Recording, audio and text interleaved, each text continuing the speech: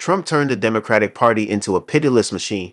Many of the same politicians who now publicly embrace Trump privately dread him, Nikki Haley said in February.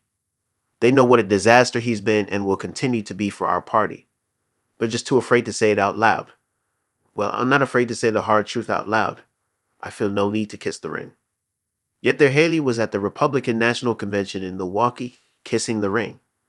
President Trump asked me to speak to this convention in the name of unity, she said. I'll start by making one thing perfectly clear. Donald Trump has my strong endorsement, period. Today's Republican Party is what political scientists call a personalist party. It is built around the person, not an agenda or a coalition. The party is co-chaired by Trump's daughter-in-law, Lara Trump. Dissidents like Liz Cheney and Chris Christie and Adam Kinzinger and even former Vice President Mike Pence have been exiled. The Democratic Party has proved itself anything but a personalist party.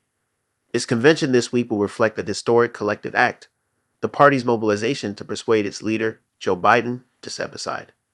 How have the two parties come to be such perfect opposites, photo negatives of each other?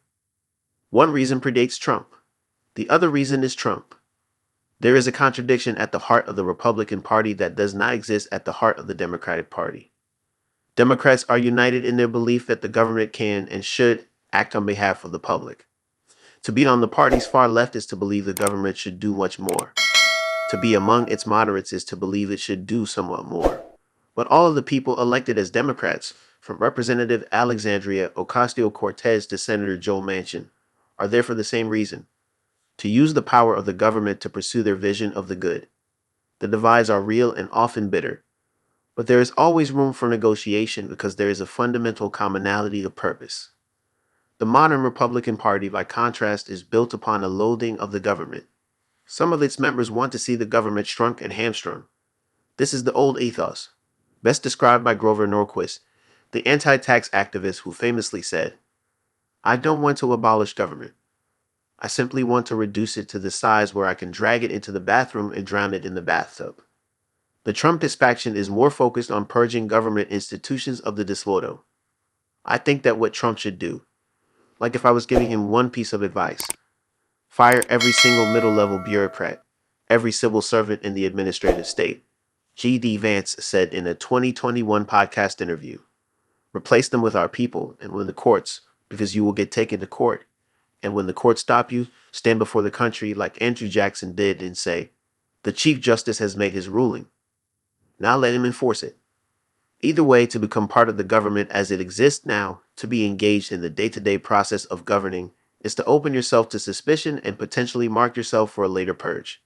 The Tea Party and later the Freedom Caucus gleefully primaried Republican incumbents and came to wield enormous power in the House Republican Conference. A series of Republican speakers have been deposed, and before they were deposed, humiliated. John Boehner announced his retirement and left whistling zip-a-dee-doo-dah.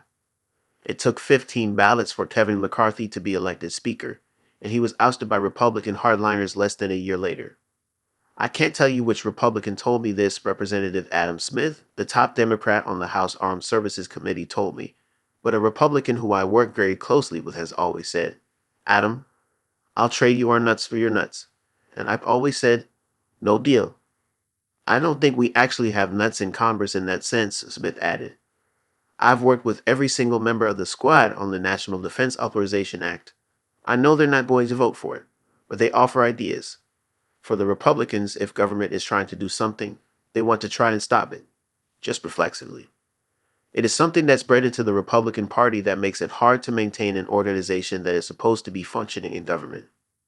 Nancy Pelosi told me something similar when I asked her why House Democrats have held together more easily than House Republicans. It's very hard to find leverage with people who don't have really any beliefs or any agenda, she said. It's hard to negotiate with somebody who wants nothing.